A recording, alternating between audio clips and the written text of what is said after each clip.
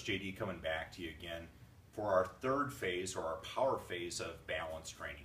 Now in this phase, it's big on rapid force development, force generation, but also deceleration and acceleration while still maintaining your balance.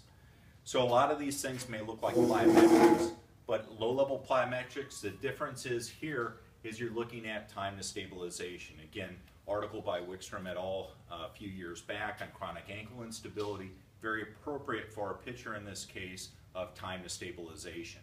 So it tends to be delayed in folks with chronic ankle instability, so it's something we want to train. Again, starting very basic with these, and then you can progress here, is just single leg hops to stabilization.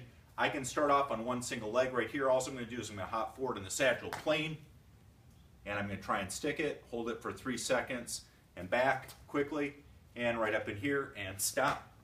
Good. And again. Good. And just stick the landing, and right in here, and good. You can see how we can probably progress these. Again, 8 to 12 repetitions, minimum of a 3-second hold. I like to keep my restoration short at 15 seconds. So now I've worked in this plane, but what's also important for that pitcher is they drop into this is also the frontal plane.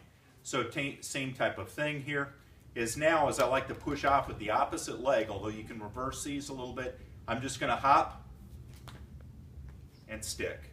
Okay, let's try that back again, and hop and stabilize. Reset, hop, stabilize, good. Right now on this session, I don't like to go back and forth right now because I want to just work on that stabilization.